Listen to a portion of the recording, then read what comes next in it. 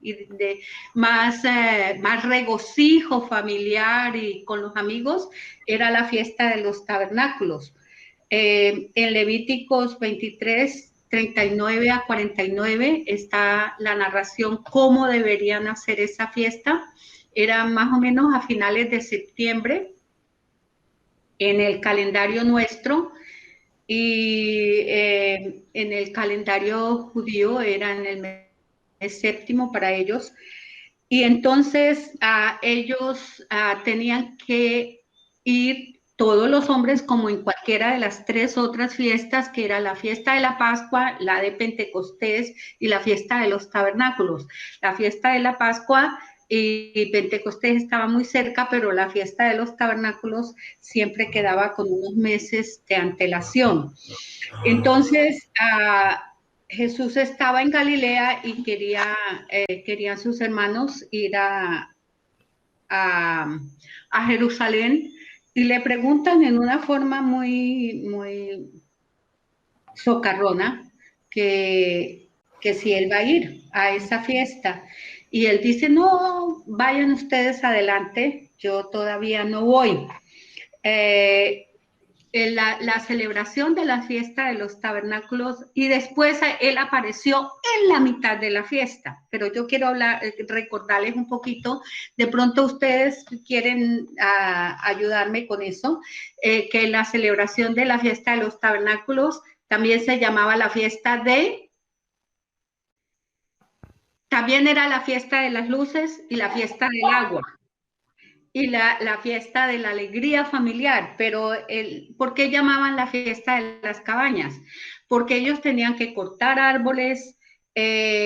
Cuando llegaban a Jerusalén, yo creo que en el camino iban recogiendo las ramas más bonitas que encontraban para irlas arrastrando hasta llegar a la ciudad, y luego escogían un lugarcito y hacían una cabañita donde cabían ellos, donde cabía la familia o las personas que iban juntas, y hacían una sola cabañita, y la hacían de tal manera que las ramas se entrelazaban, pero se podía ver la luz de la luna y la luz del reflejo de la ciudad, se podía ver. Y además en la cabañita era obligatorio mantener una luz encendida. Entonces en las noches era un espectáculo ver todas esas luces alrededor de la ciudad, de todas las cabañitas que la gente construía.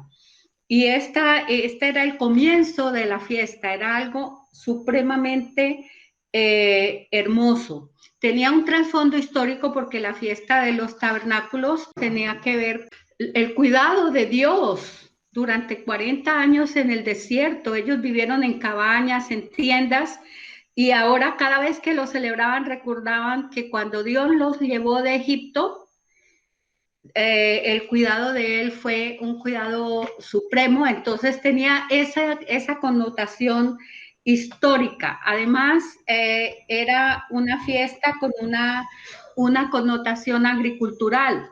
También se llamaba, además de la fiesta de las cabañas, la fiesta de las cosechas, y era allí donde llevaban las primicias de todas sus cosechas.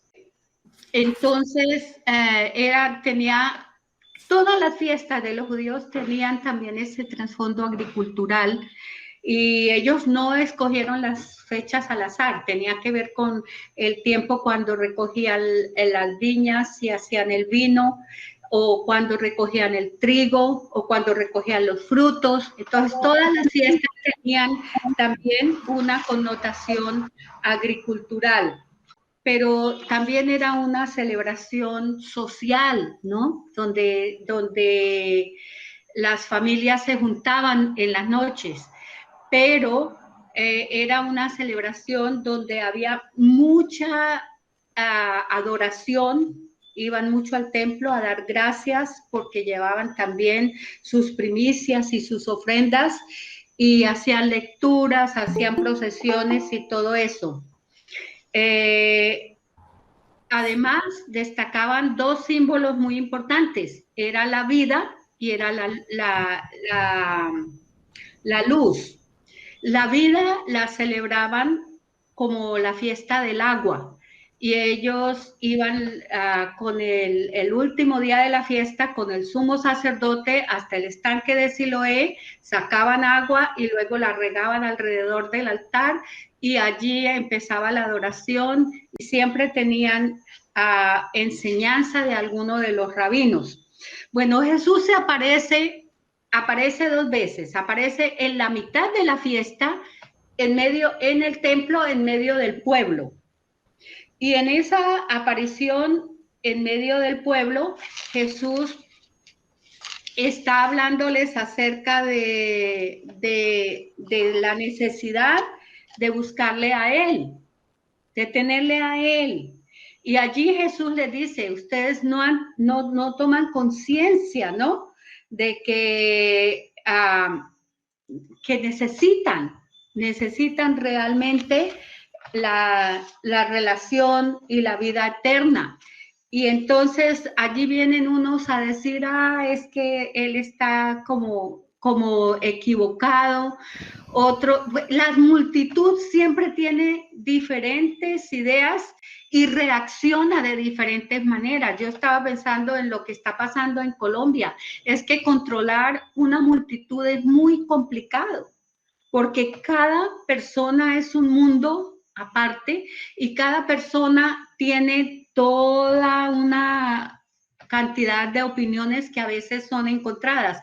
Y cuando se interroga a la gente de la multitud, siempre hay confusión. Algunos no saben por qué pasó esto o por qué pasó aquello. Entonces, habían muchas opiniones encontradas y el Señor les hace una gran declaración en el verso 16. Mi enseñanza no es mía, es de mi Padre. Y todo lo que dice en esa mitad de la fiesta es tratando de aclararles que Él solo está cumpliendo una misión que el Padre Celestial le ha encomendado. Y la cúpula religiosa está pendiente. En esta mitad de la fiesta están ellos ahí al acecho. ¿Qué va a pasar aquí con Jesús? Hay algunos, el verso 40 dice que algunos creen, otros que es el Cristo, otros quieren prenderle porque realmente no saben qué hacer, no saben para dónde ir, no saben realmente nada. Esto sucede en la mitad de la fiesta, ¿no es cierto? Él aparece también el último gran día de la fiesta y ese día ya estaba en el templo toda la congregación reunida, habían ido ya al estanque de Siloé a sacar agua, habían regado el agua alrededor del altar y estaba Jesús allí en medio y se para y dice que todo aquel que tiene sed, venga a mí, beba. Y el que cree en mí, como dice la escritura, de su interior correrán ríos de agua viva. Cuando usted hace el contraste entre toda la confusión de la mente de todas estas personas que van detrás de él, que unos dicen es el Cristo, pero al ratico dicen no, pero es un loco. Entonces, y cuando oímos a Jesús con un solo mensaje, y lo repite desde el capítulo 4, yo vine del Padre, yo vine a dar la vida, yo vine para que reciban una nueva oportunidad. Y ellos trastrocan siempre, cada vez toman una sola palabra, le han escudriñado a él en todos los sentidos posibles de su familia, de su origen humano, y él siempre diciendo, mi origen es celestial, yo vine para dar testimonio del Padre. El Padre y yo somos uno solo. Pero no, ellos están ahí después de la declaración de Jesús, los ánimos se caldearon terriblemente. El último segmento del capítulo 7, cuando los alguaciles regresan y los fariseos y publicanos les preguntan, bueno, ¿por qué no lo ha arrestado?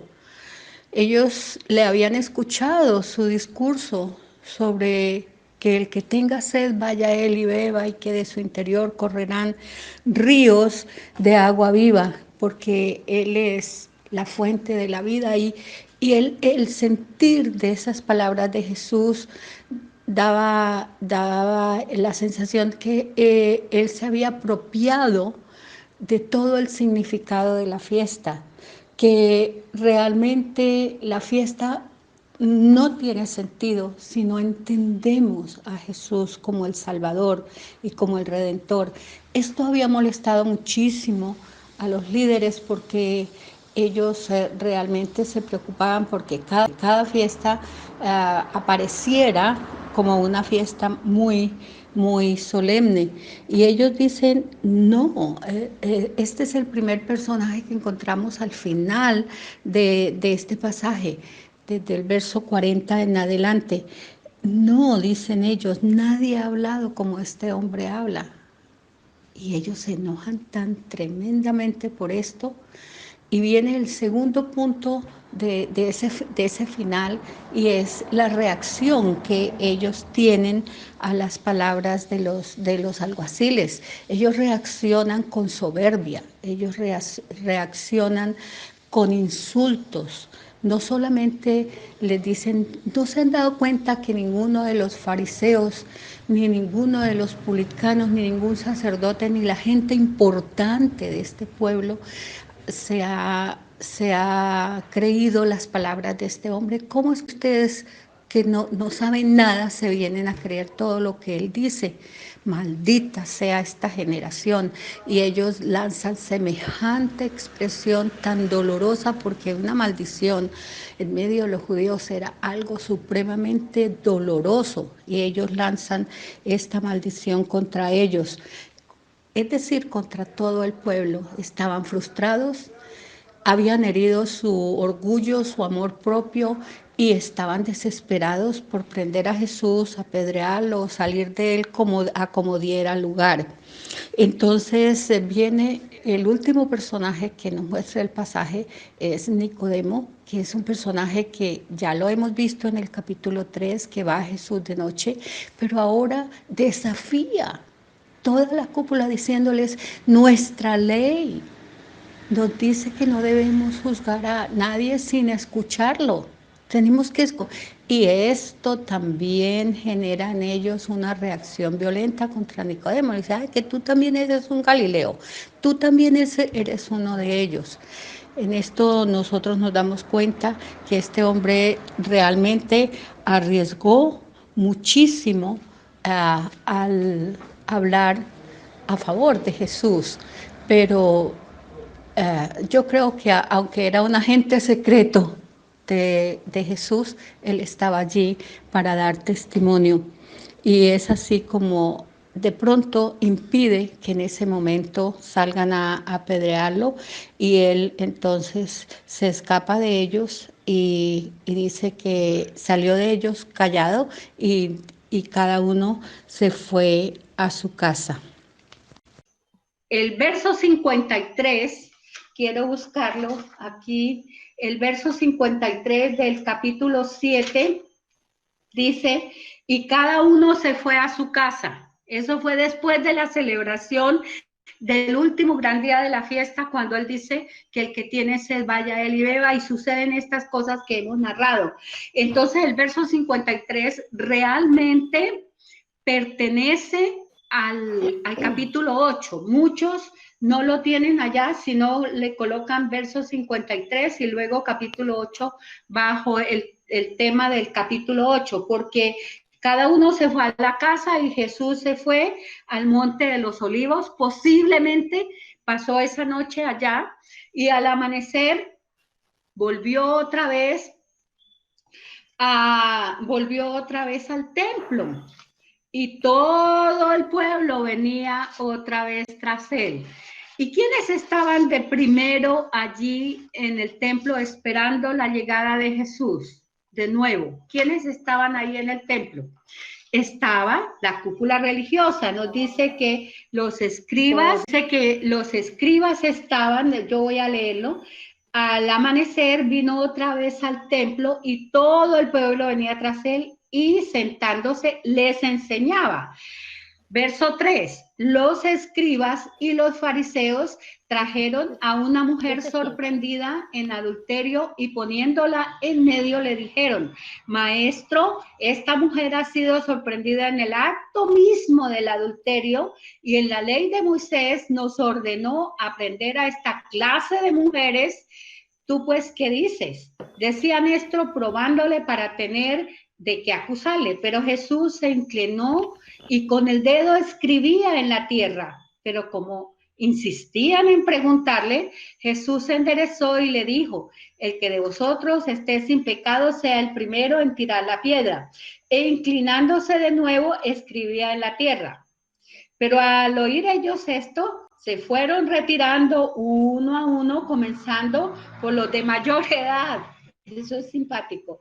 Y dejaron solo a Jesús y a la mujer que estaba en medio. Enderezándose Jesús le dijo, mujer, ¿dónde están ellos? ¿Ninguno te ha condenado? Y ella respondió, ninguno, Señor. Entonces Jesús le dijo, yo tampoco te condeno. Vete, desde ahora no peques más. Ese es el episodio. Y este episodio tiene un grave problema para las personas estudiosas de los textos bíblicos. La escritura es complicado y en muchos de los textos más antiguos no aparece. Los unciales, que son los textos más antiguos, en las versiones más antiguas como la versión copta. La versión copta es una versión mixta griega-egipcia. Esa es la versión que llaman copta. Y Jerónimo, en el siglo IV, él nos dice que lo incluyó en la Vulgata latina. Él fue uno de los precursores de esa versión de la Biblia que ha sido supremamente, la Vulgata es un manuscrito de la Biblia que ha sido supremamente utilizado para toda consulta y él lo incluyó en el siglo IV. Y algunos estudiosos lo ubican en Lucas al final del capítulo 21, después del verso 34 o después del verso 38. También San Agustín, quizás ustedes han oído hablar entre los padres de la iglesia, San Agustín. Cuando a mí me nombran a San Agustín y cuando uno estudia cómo fue su manejo, él fue una persona muy estudiosa de las escrituras, pero él no quería tener nada que ver, ninguna relación con mujeres y prácticamente lo que él dice es bastante doloroso y denigrante acerca de la mujer, lo que él dice en sus escritos. Él dice que no está ese caso en las escrituras, tratando de dar una explicación, porque es un caso moral no conveniente para los creyentes. Eso es lo que muchos han pensado, que este caso podría ser un caso en el cual la gente diría pues que no hay ningún problema en ser adúltero o adúltera. Pero eso no es lo que el episodio trata de enseñarnos, ¿no es cierto?, acerca de Jesús. Entonces, ahí hay cierto sesgo, ¿no? Por ser adúltera, una mujer, y mientras tanto era juzgada y luego apedreada. Entonces, miremos el episodio. Eso es en cuanto a los problemas textuales que hay sobre este pasaje. He dicho varias cosas, ¿no? Los manuscritos más antiguos no lo contenían. La versión copta de las escrituras tampoco contienen ese párrafo, ese episodio. Jerónimo lo incluyó en la Vulgata latina, que es una de las versiones muy consultadas por todos los biblistas, sean evangélicos o sean católicos.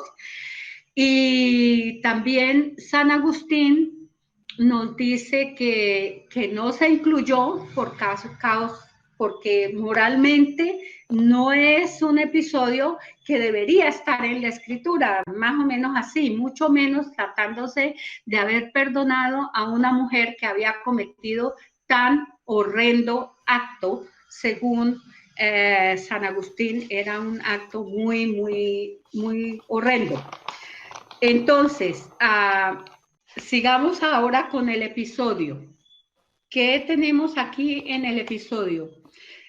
Se nota que había una firme intención cuando ellos trajeron a Jesús. Ve que el verso 3 o 4 dice que el 3, los escribas y los fariseos trajeron a una mujer sorprendida en adulterio y poniéndola en medio le dijeron, maestro, esta mujer ha sido sorprendida en el acto mismo. Y el 5 dice, y la ley de Moisés nos ordenó que a esta clase de mujeres debería ser apedreada. Y esto lo decían para probarle. Eso está en el verso 6.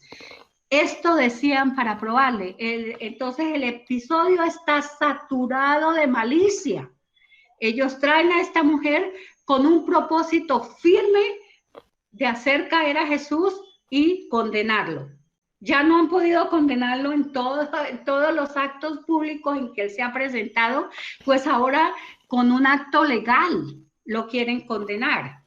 Ellos dijeron, este tipo cae, porque la ley dice que hay que matarlas. La ley en Levíticos 20:10 y Deuteronomios 22:30 dice que si una mujer y un hombre son encontrados en adulterio, los dos deben ser apedreados, los dos. Que si y da varios casos, pero en este preciso caso los dos deben ser apedreados. No hay tutías, los dos deberían ser apedreados, según la ley, según Levíticos 20:10 y Deuteronomio 22:20-30, donde narra varios casos. El verso 22 dice, los dos morirán. La Mishnah, que yo les había hablado de que era la interpretación de la Torá, dice la Mishnah en cuanto a esto, que el hombre debería ser estrangulado y la mujer apedreada. De todas maneras, los dos deberían morir. Pero aquí ellos traen a una mujer que ha sido encontrada en el acto mismo del adulterio. ¿Dónde está el hombre? No lo trajeron. Entonces quieren apedrearla a ella y él, porque ya para ese tiempo, y ahí está la trampa, para ese tiempo ninguno, por causa de la ley, podía coger y matar a otro porque el Imperio Romano les prohibía condenar a muerte sin consultarles a ellos, a cualquier persona. Por eso es que cuando acusan a Jesús, lo mandan a Pilato, lo mandan a Herodes, vuelven a traerlo al Sanedrín y entonces él va de Herodes a Pilatos, como dicen, porque entre ellos se pimponeaban quién era el que tenía el derecho de dar muerte. Pero aquí ellos quieren que Jesús dé un veredicto para condenarlo. Si él decía que ella debería morir, entonces lo condenaban porque el Imperio Romano no permite eso. Este hombre está usurpando derechos que no le corresponden. Si dice que no debe morir, ¿cómo es que no debe morir si la ley dice que debe morir? Está en contra de la ley de Moisés, está en contra de la ley romana. Entonces, de todas maneras, ellos querían hacerle daño a Jesús.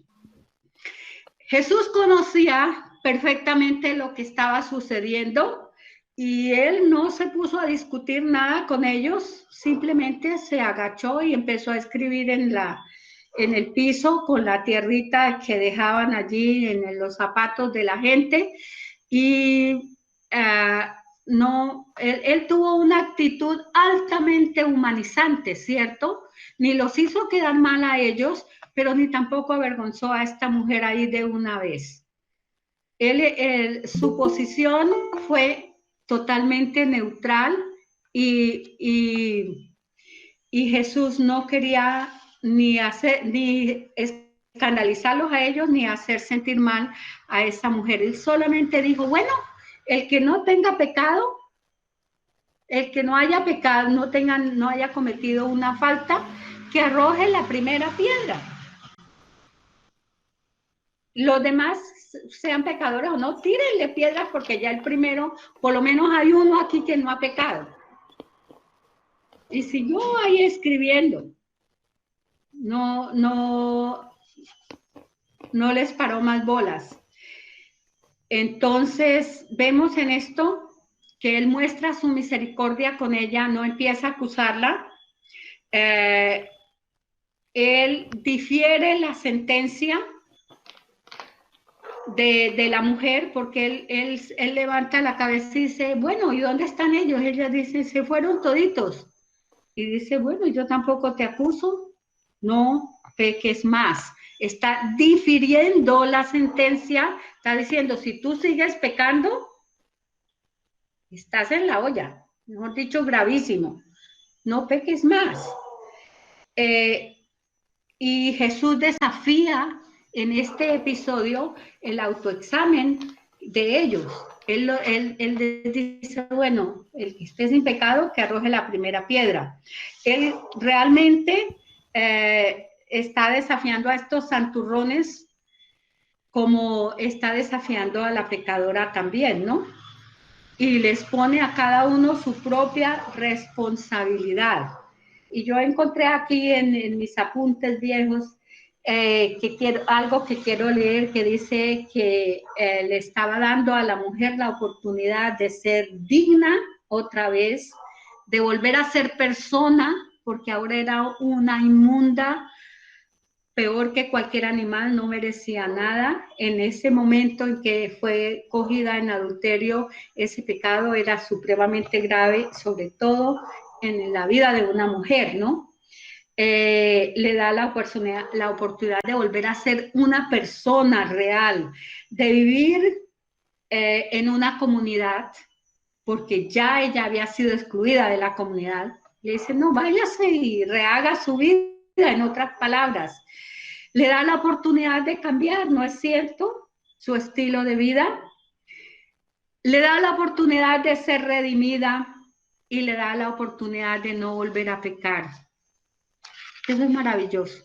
Son las mismas oportunidades que tenemos presente enfrente todos, ¿no? De ser una persona que sirve, que tiene un propósito en la vida, que su proyecto de vida tiene una finalidad para glorificar al Señor, de ser una persona útil para el Señor, de vivir en cualquier lugar y poder decir que Cristo me ha redimido, de cambiar estilos de vida. El Señor puede hacerlo en nuestro corazón. No hay cosa que no podamos cambiar. No hay hábitos, costumbres, caracteres, falta de principios que no podamos cambiar. Entonces Él da siempre esas oportunidades de ser redimidos y de no volver a pecar. Es una combinación de la dádiva, de la gracia y del amor de Dios con la voluntad humana. Y cuando las dos se confunden en una sola voluntad de salvación, podemos obtener la vida eterna. Eso es muy bonito, ¿no? Y Él sigue confiando en el ser humano. La oportunidad es para todo aquel que quiera creer en Él y que no continúe pecando. Bueno, ese episodio es muy particular porque tiene todos esos problemas de aceptación en el principio, y mi propia opinión es que más que todo es porque en aquellos tiempos la mujer tenía un lugar muy secundario y de mucho menos valor en la sociedad.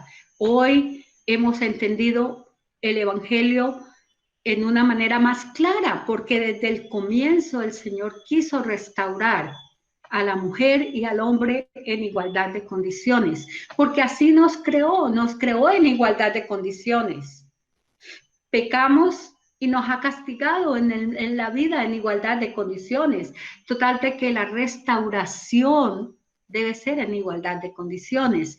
Y la palabra dice que no hay diferencia para él entre el judío y el griego, entre el hombre y la mujer, entre el esclavo y el libre. Él no hace esas diferencias del de arriba y el de abajo, del líder y del que está supeditado al líder.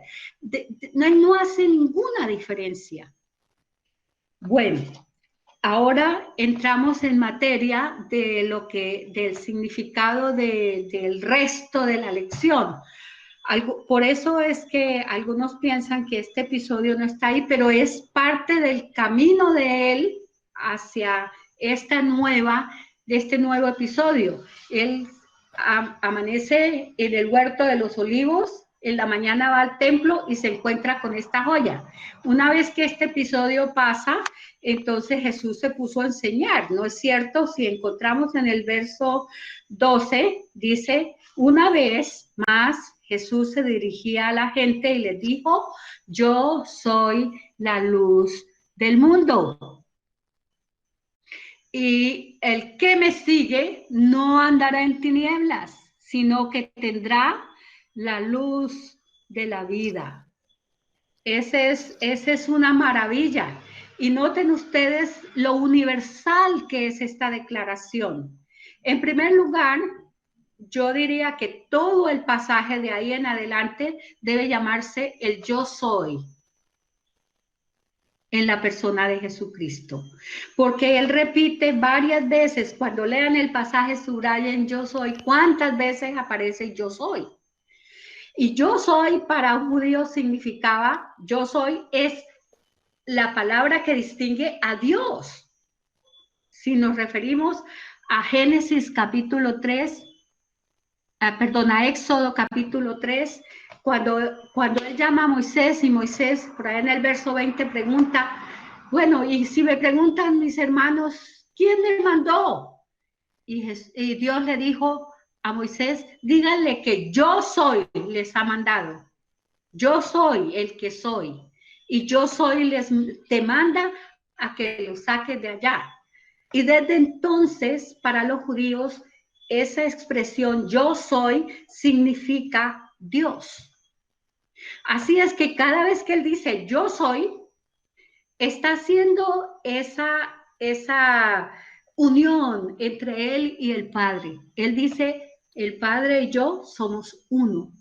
Y la honra del Padre es la honra del Hijo. Y la voluntad del Padre es cumplida por el Hijo. Entonces, en esa tónica, este mensaje se va a desarrollar mostrando ese yo soy. Y comienza diciendo, yo soy la luz del mundo. El que me sigue no andará en tinieblas, sino que tendrá la luz de la vida. Ya dicho, el que cree en mí, como dice la escritura, de su interior correrán ríos de agua viva, en el último y gran día de la fiesta, cuando era la fiesta del agua. Pero ahora yo soy la luz del mundo, está en el marco de la fiesta de la luz. O sea, en el último día, cuando era el último día de la luz en Jerusalén, había unos grandes candelabros, dicen que eran 4, otros dicen que eran 2, 4 enormes candelabros que iluminaban toda la ciudad. Y esos candelabros estaban en medio del patio de las mujeres. En el atrio de las mujeres, el templo tenía el atrio de los gentiles, que estaba 15 metros abajo del resto del templo, y había unas gradas y un gran muro que los dividía. Ellos solo podían llegar hasta allí y no podían ver nada más del templo. Los gentiles, el resto del mundo, eso era solo de ellos. Luego, 15 metros arriba, con un gran muro de división, había un gran atrio, era el atrio de las mujeres. Las mujeres no podían entrar al templo propiamente dicho. Este era como parte del templo, pero no el santuario. No podían entrar más cerca del santuario. Y ese patio tenía 3 elementos que son bien interesantes. El primero es que era el atrio de las mujeres, hasta donde una mujer podía entrar, arrodillarse y adorar a Dios y volver a salir y no hablar con nadie, que no era permitido. En ese mismo atrio estaba el lugar de las ofrendas. Habían 13 grandes arcones en forma como de cuernos, enormes, y cada uno de ellos tenía un distintivo, ofrendas de acción de gracias, ofrendas por tal cosa, ofrendas por limpieza, ofrendas. Habían 13 grandes arcones donde la gente continuamente podía entrar, los judíos podían entrar y depositar sus ofrendas. Ahora estaba allí porque también las mujeres podían entrar y depositar la ofrenda. Recuerden que una vez una viuda llegó y puso el arcón de la ofrenda 2 moneditas chiquitas. Y el Señor dijo que ella había dado más que todos los demás. Y en ese mismo atrio estaban los arcones donde se recogían las ofrendas. Y estaban también las columnas de donde salía la iluminación del templo hacia la ciudad. Entonces, ese fue el lugar que Jesús escogió esta ocasión para hablar en público, para dirigirse al público. Uno, porque allí estaban los grandes candelabros. Él iba a demostrar que el significado que tenían esos candelabros, él lo representaba. Él era la luz del mundo. Esos se iban a apagar. Solamente estaban encendidos durante la fiesta de los tabernáculos e iban a apagarse. Pero ahora él era la luz del mundo. Él que le seguía no andaría en tinieblas. Él es la luz de la vida. Y ellos no entendieron nada. Otra vez, lo mismo que les pasó con el agua, este señor, ¿qué va a hacer? Otra vez nos dañó la fiesta. El significado de la fiesta era desmontar las cabañas, desmontar las luces y hacer una gran celebración porque Dios era la luz de ellos. Miren los pasajes. Para el judío la luz era supremamente importante.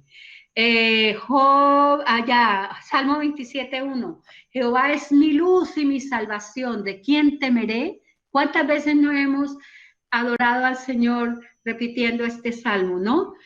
Jehová es la fortaleza de mi vida. ¿De quién he de atemorizarme? Cuando los malignos se pusieron contra mí, entonces ellos se aterraron y huyeron porque Dios es mi luz y mi salvación y mi fuerza. Job 29:3. En los días más oscuros de Job, dice que cuando hacía resplandecer sobre mí cabeza su lámpara, a cuya luz yo caminaba en la oscuridad. Estaba haciendo remembranza en el capítulo 29 que Dios era su luz. En Isaías 69, hay muchos más pasajes sobre la luz en el Antiguo Testamento.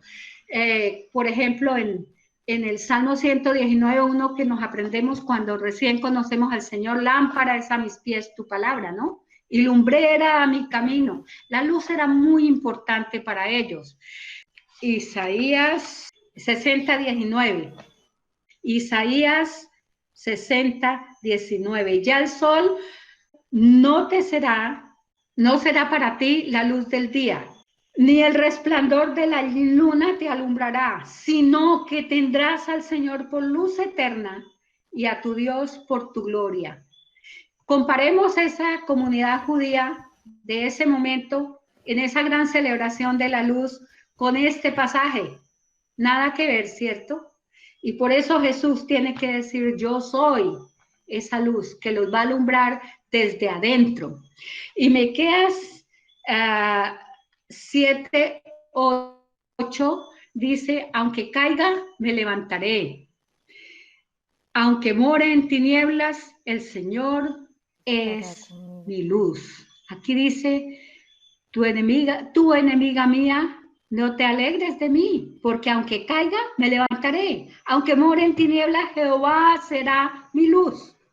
Y ellos por eso apreciaban tanto la luz. Y en este contexto es que Jesús dice, yo soy la luz del mundo, y se apropia de este gran símbolo porque está hablando que todo aquel que cree en él va a encontrar una guía para su camino. Jesús, con el Espíritu Divino, son la gran guía para cada día, ¿no? El Espíritu Santo está allí para guiarnos a toda verdad. Y el Mesías cambia la mente y el corazón de los hombres. El que en él cree. Y por eso yo soy la luz del mundo. El que me sigue no andará en tinieblas, sino que tendrá la luz de la vida. La vida era la luz de los hombres. En él estaba la vida era la luz de los hombres. Y si ustedes vuelven a leer el capítulo 1 y lo que hemos visto hasta ahora, hasta el capítulo 8, ven que todo lo que dice en el capítulo 1 lo ha ido desarrollando, ¿no? A través de los diferentes episodios y discursos y las contradicciones que tiene con el pueblo y con los líderes y con los judíos que son sus contradictores del pueblo. Sin embargo, él va desarrollando a través de todo el Evangelio de Juan todo lo que nos ha presentado en los primeros 19 o 20 versículos del capítulo 1. En el verso 3 dice que en él estaba la vida, y la vida era la luz de los hombres, y la luz en las tinieblas resplandece. Y ellos ahora empieza de nuevo la gran confrontación. Ellos no entienden y Jesús entonces aquí hace una serie de contrastes que a mí me impactan mucho. Entonces él dice, yo soy el que doy testimonio de mí mismo, y el Padre que me envió da testimonio de mí. ¿Qué más testimonio? Y ellos esto no lo quieren entender.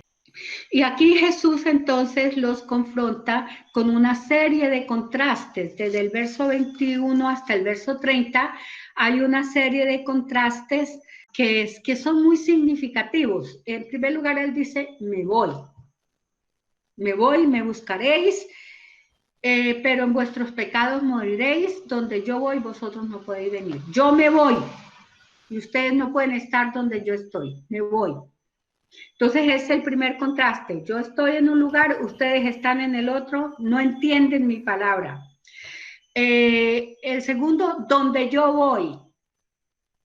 ¿Será que se va a ir a meter donde están los griegos? ¿Dónde se va a meter? ¿Dónde va a estar? Que dice, donde yo voy, no, ustedes no pueden venir. Pero él vuelve a hacer ese contraste. Primero, yo me voy, ustedes se quedan porque ustedes son de acá. Segundo, donde yo voy, ustedes no pueden ir. ¿Cómo es eso? Que no podemos ir donde él vaya. También les dice, yo soy de arriba, ustedes son de abajo. Vosotros sois de abajo, yo soy de arriba, vosotros sois de este mundo. Yo no soy de este mundo. Entonces me voy, donde yo voy, ustedes no pueden estar. Yo soy de arriba, yo no soy de este mundo, y el que me envió es veraz. Eso es como Jesús los confronta. Y ellos siempre tienen una respuesta para eso. La confrontación que él hace es diciéndoles, miren, ustedes no quieren entender lo que yo les estoy ofreciendo, ustedes van a quedar rezagados. Porque aunque se consideran el pueblo de Dios, aunque se consideran la gran institución religiosa del mundo, no tienen nada. Han perdido la esencia. y la esencia es mi Padre, y la esencia soy yo. Y si ustedes no creen en mí, ustedes no pueden estar donde yo estoy, no pueden ir donde yo voy, no van a acompañarme arriba tampoco, ustedes se van a quedar sencillamente en un plano absolutamente humano y del mundo. Eso es lo que él quiere decirle con esta serie de contrastes a ellos. Luego él finaliza este punto cuando él les habla de su muerte expiatoria. Él dice otra vez, yo soy, y les invita en los versos 27 a 30 a tomar en serio lo que él les está diciendo. Notan ustedes que los tonos son muy diferentes. Él está ofreciendo su vida, él se está ofreciendo él mismo, él les está hablando desde su corazón, él está hablando desde el amor con que el Padre le ha enviado para rescatar. Él está declarándoles algo que el mundo tiene que conocer, pero que les da la oportunidad a ellos de conocer primero. Y les dijo Jesús, cuando hayáis levantado al Hijo del Hombre, está hablando de su crucifixión, entonces conoceréis que yo soy. Notan otra vez el yo soy allí y que nada, o sea, allí está representado, que Dios está aquí con ustedes, en otras palabras, ¿no es cierto? No hago por mí mismo, es Dios haciendo la obra. Según me enseñó el Padre, así hablo, porque el que me envió conmigo está, no me ha dejado solo el Padre, porque yo hago siempre lo que le agrada al Padre. Y dice allí que muchos creyeron en él, pero él está aquí haciéndoles, digamos, como rematando la oferta. Empieza a ofrecerse como la luz del mundo, como el que los guía. Ellos rechazan, dice, ustedes se van a quedar, qué dolor, qué dolor. Y cuando me hayan crucificado, entonces han rechazado, no solamente han rechazado mi oferta, han rechazado a Dios y han rechazado al Padre. Cuando Él dice yo soy, está simbolizando que Él está representando al Padre ahí y que Él vino a cumplir la obra que el Padre le había encomendado, que era la redención de la humanidad. Por eso es que Él no se refiere a ustedes solamente cuando hace las ofertas, sino que lo hace en términos universales. Dice que allí que muchos creyeron en él y ese gran yo soy empieza a hacerlos patinar. Él les invita a que tomen en serio las cosas. Y cuando les invita a tomar en serio las cosas, dicen, miren, conozcan la verdad. Si conocen la verdad los libera de estar haciendo cosas y cosas y cosas y cosas que no los acercan a Dios, de estar sosteniendo una institución vacía, llena de ritos y ceremonias, de corazones que no tienen ningún sentimiento humano, son capaces de coger a una mujer y apedrearla en medio de toda la gente y no se les mueve un músculo. ¿Qué pasa con ustedes? Conozcan la verdad los va a sensibilizar, pero la verdad los va a hacer libres, la verdad les va a mostrar el camino por donde deben andar. Él repitió esto a sus discípulos en la última semana antes de ser crucificado, ¿cierto? Él les dijo, yo soy el camino, la verdad y la vida. Nadie viene al Padre sino por mí. Aquí les dice, conozcan la verdad y la verdad los va a liberar de todo eso que ustedes creen. Entonces, la verdad los hará libre. Y como siempre, ellos cogen una palabra y la convierten en el núcleo de la discusión. Cuando dijo los hará libres, inmediatamente dijeron, ah, no, nosotros, ¿cómo se le ocurre decir eso? Nosotros no hemos sido esclavos de nadie. Nosotros somos libres. Nosotros no hemos sido para nada esclavos de nadie, porque nosotros vinimos desde Abraham y desde entonces no hemos sido esclavos. Ellos se les olvidó que habían sido esclavos en Egipto. Ellos se les olvidó que habían sido llevados a Babilonia cautivos y muchos de ellos fueron esclavos allá.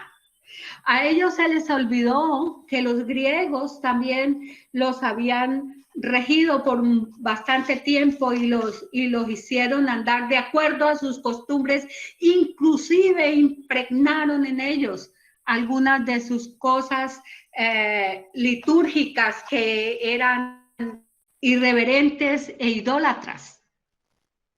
Las imprimieron en ellos porque como era una cultura tan abierta y ellos asumieron muchas cosas de esa cultura. Todos entendían griego allí.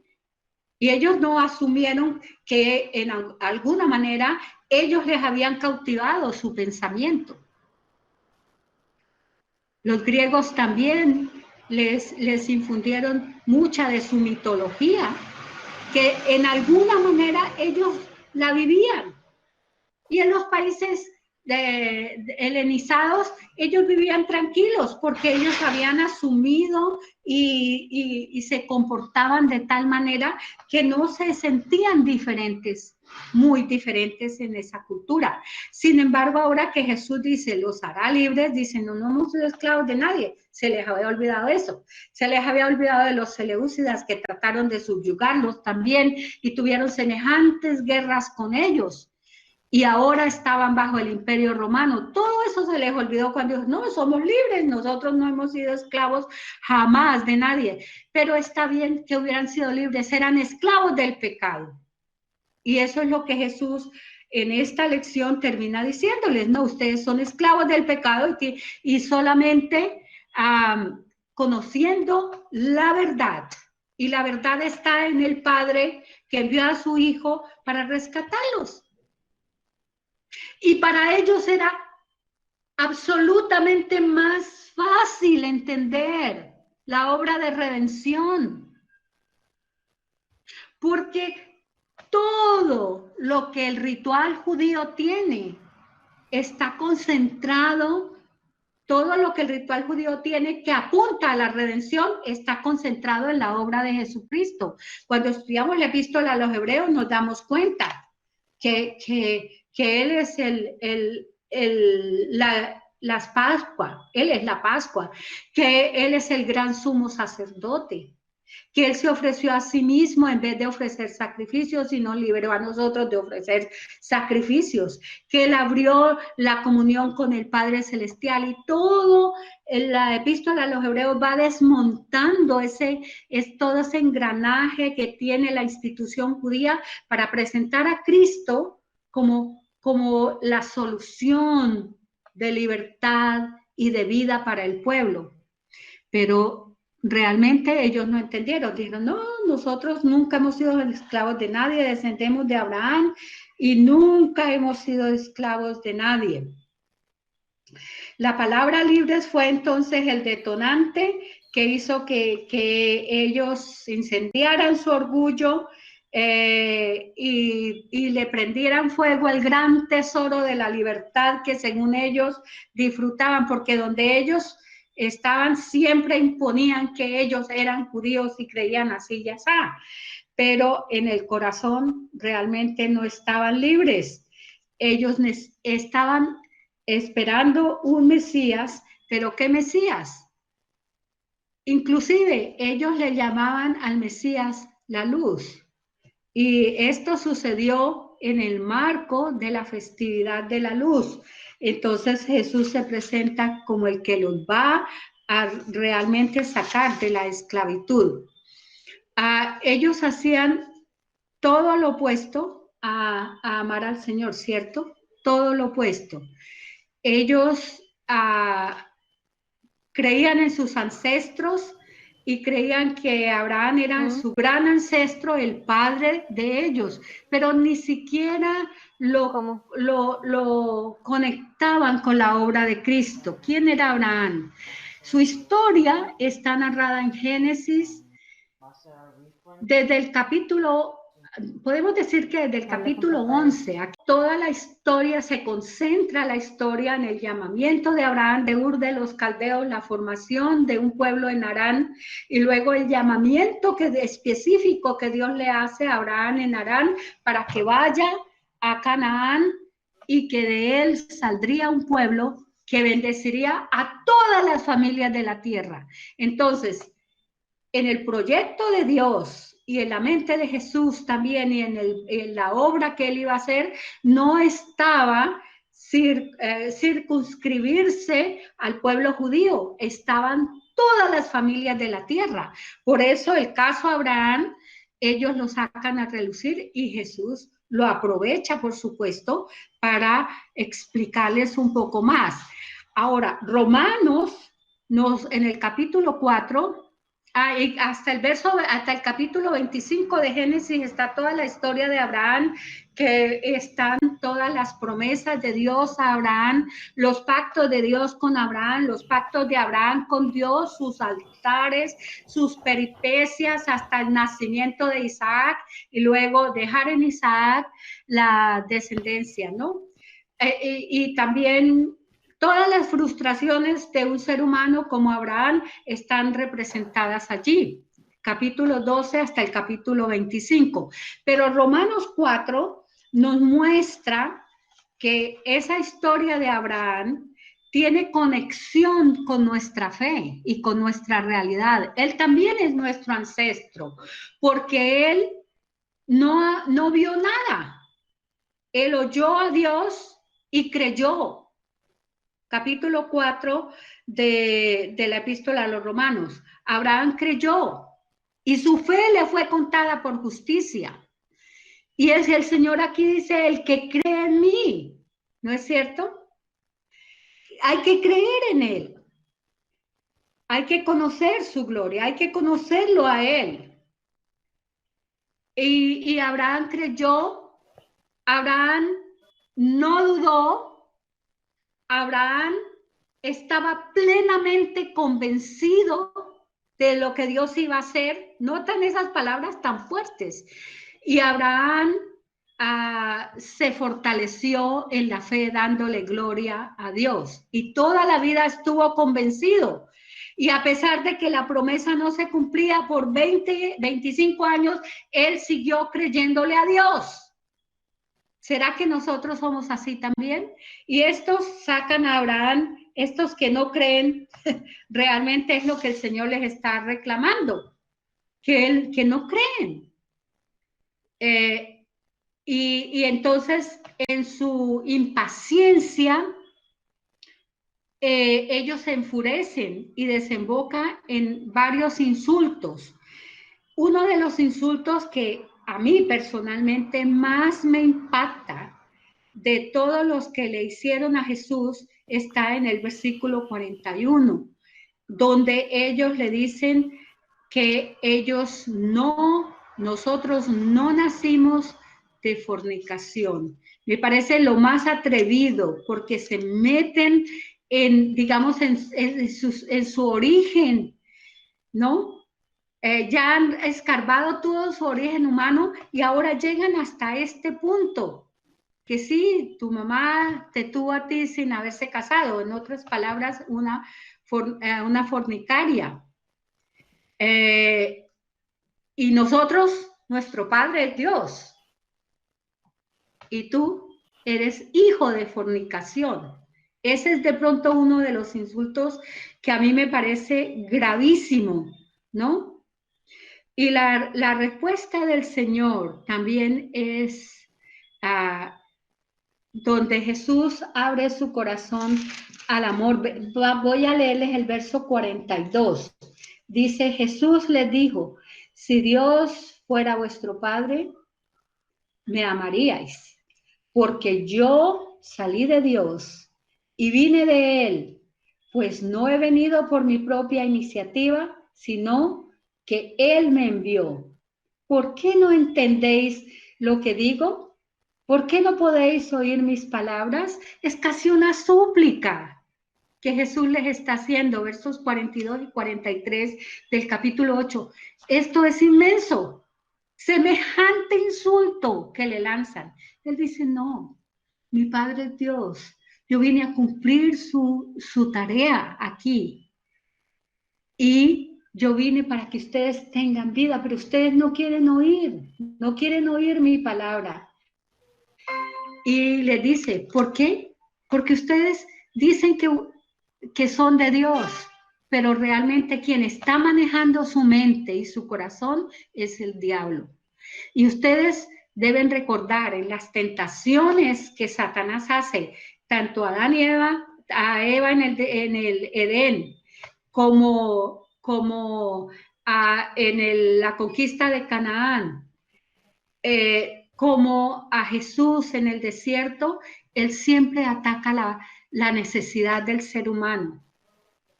Ellos tenían una necesidad de creer, pero ahora estaban creyendo mentiras. Él dice, no me creéis porque vuestro padre es el diablo, y queréis hacer los deseos de vuestro padre. Noten ustedes que ellos habían caído en la trampa de Satanás. Una cosa es cuando ellos le dicen a Jesús endemoniado, le quieren decir poseído, y quieren decir que un poseído por el diablo no puede estar en una comunidad, que es inmundo y que él debe salir de ahí. Es lo que le dicen ellos a Jesús. Jesús les dice, no, ustedes se han dejado engañar. Ustedes en su mente y en sus deseos y en su corazón, el diablo está manejando la vida de ustedes. Y les habla del amor de Dios. Dice que si ustedes creyeran en mí, me amarían. Me amarían. Y por supuesto, ¿qué les está ofreciendo Él? Todo su amor. Entonces allí no hay insulto, allí hay una advertencia.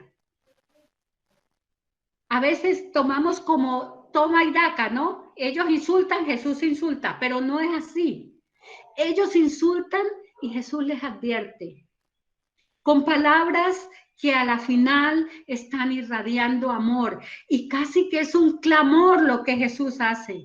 Ustedes no quieren creer, ustedes no me aman, ustedes son unos obstinados y no quieren reconocer a Jesús en su gloria, no quieren reconocerle como el Hijo de Dios. Lo que sigue ahí es un toma y daca con el asunto de Abraham. Ellos se sienten libres y Jesús les dice que Abraham vio su día, porque Abraham vislumbró la salvación de Dios. Por eso él prestó su vida, su corazón y todos los días de su vida para obedecer a Dios y para hacer lo que Dios quisiera en él, porque él vislumbró que de él saldría una nación que iría a glorificar a Dios. Y él vio el día de Jesucristo. Eso es muy bonito. Cuando va y toma con Melquisedec los elementos, el pan y el vino, estaban celebrando anticipadamente, siglos antes, estaban celebrando la venida del Señor Jesús y la entrega que Él hizo por la humanidad. Por eso dice, Abraham vio mi día y se alegró. Y ellos se enojaron más y dijeron, usted es un samaritano. ¿Y qué le están diciendo allí? Es un enemigo del pueblo, es un desobediente de la ley, eres un hereje, eres un despreciable. Todo eso le están diciendo en una sola palabra. Le han dicho dos palabras muy fuertes, ¿cierto? O dos expresiones, hijo de fornicación, y ahora le dicen samaritano. Pero también el verso 48 y del verso 52 le dicen endemoniado. Son los tres grandes insultos que fue, digamos, de lo que se agarraron y es la cúpula judía, esos son los líderes del pueblo, los que se agarran de esto para insultar a Jesús. Jesús les invita a mirar su palabra, a mirar su gloria, a mirarle a Él como el Padre de la vida. Esto es muy bonito. Él les dice otras palabras que los enfureció más. Antes que Abraham fuese, yo soy. Y ellos, ¿y esto qué quiere decir? ¿Qué está diciendo este hombre? Y él les invita a reconocerle, a conocer su gloria, a vivir, y les dice: yo vengo del Padre, vengo de la eternidad para darles redención. Es algo muy, muy especial, ¿cierto? Este capítulo, yo patiné mucho, pensé que no iba a poder terminarlo. Muchas cosas se quedan en el tintero, espero que ustedes lo lean con cuidado, que la próxima semana compartamos esta lista, que yo hice una lista de los insultos que ellos le dieron y los cargos que Jesús les hace, que no son insultos, son maneras de llamarles la atención a que reflexionen, y de la oferta que Jesús les hace. Yo soy la luz del mundo, el que me sigue no andará en tinieblas, sino que tendrá la luz de la vida. Sigamos a Jesús de todo corazón. No andemos jamás en tinieblas, no hagamos a ciegas ninguna decisión que no glorifique al Padre. Que el Señor nos bendiga y nos ayude en esto.